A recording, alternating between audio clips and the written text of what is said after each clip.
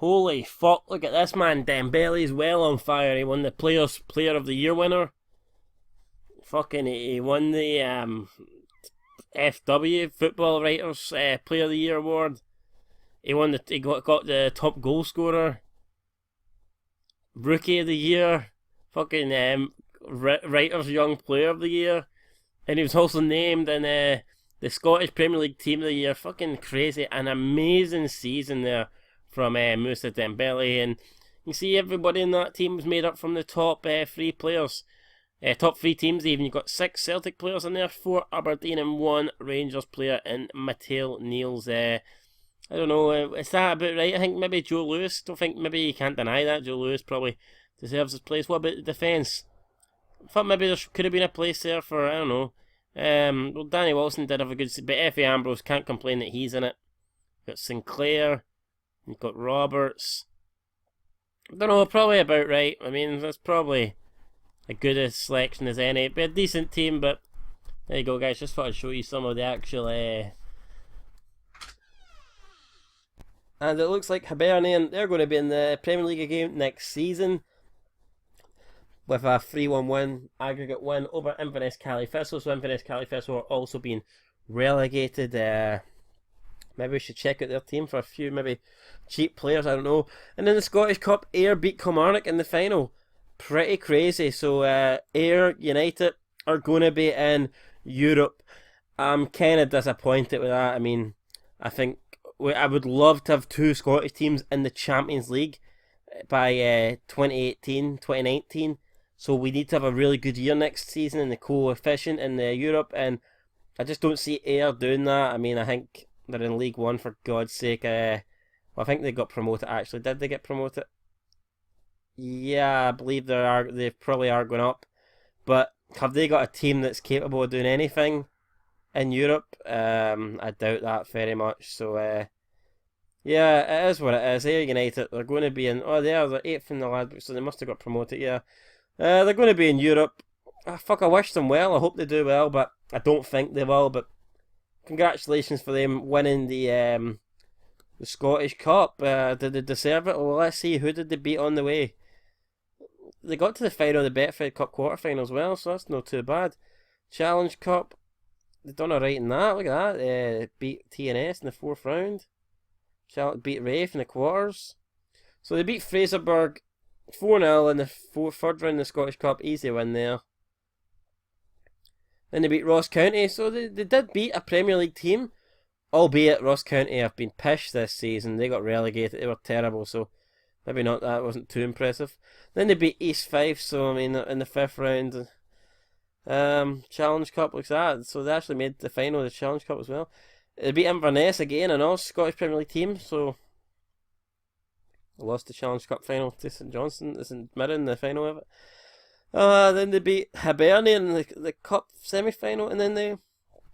So actually, yeah, I mean, Ayr United, they beat several Premier League teams, and they beat a very good Championship team in Hibernian, so who are now promoted to the Premier League. So fucking, you know what? Fair play to them. I think they deserved it. I do actually think they deserved it. And also, I think it's going to be a very strong Premier League season with Hibernian and Dundee United coming up. 2 big teams in Scotland that I think we definitely want in the top divisions. So definitely looking forward to this season coming. And I think that the Premier League should be stronger. I think Celtic will get stronger. I think Rangers will get stronger. Aberdeen hopefully can keep their players. I know Hearts lost Callum Patterson.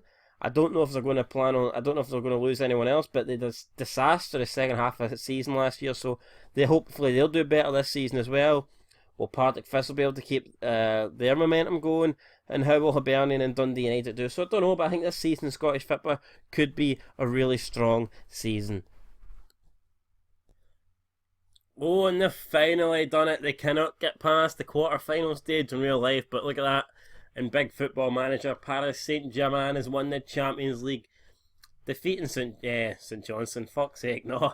Defeating Juventus 1-0 in the final, goal coming from Pastore with 13 minutes left in the game. So, PSG, they're winning the Champions League, and good for them, I suppose.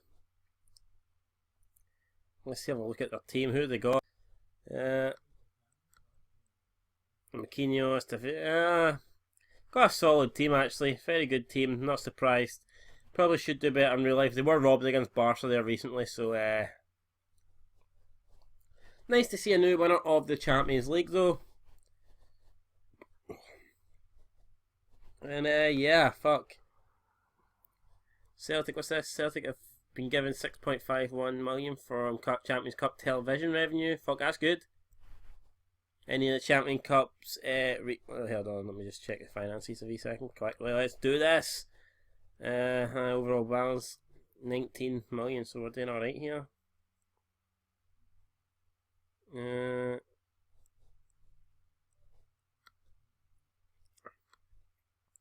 So runner up Juventus, biggest overachievers, PSG were being hailed as an outstanding team for not only reaching the final but also lifting the Champions Cup. So they're the biggest overachievers. So I think it's a bit of a surprise they won, but I wouldn't say. I wouldn't say they're the biggest overachievers. Like, surely not.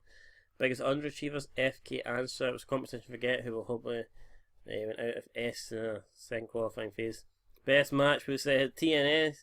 The New Saints against the Greenhouse Meadow. Alright, no, that's the... Well, who did they draw against then? Lincoln Red Imps.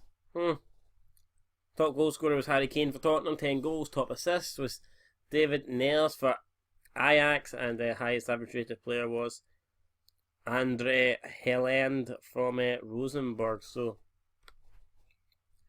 there is the Champions League review. The transfer window opens in approximately like 4 days, and cannot wait to get stuck in. Matthew Knox, who we will be joining Rangers in 4 days. We completed the transfer back in January, but obviously we said to Livingston that they could keep the player until now, and as you can see, I'm currently trying to make some signings. I'm trying to get Suter from Hearts, but it's proving a wee bit difficult at the moment, guys. But you know what, that's going to do it for this. I don't call this whatever you want, like a bonus episode or some piss like that. I'm not quite sure, but that's going to do it for this episode. Hopefully when come back next time, we'll be starting the season, and hopefully have a few players to show off and stuff like that, get into those European qualifiers. That's going to do it, guys. This has been episode 24. Just basically rounding off some cup winners and pish like that, and, you know, the odd transfer. Until next time, peace.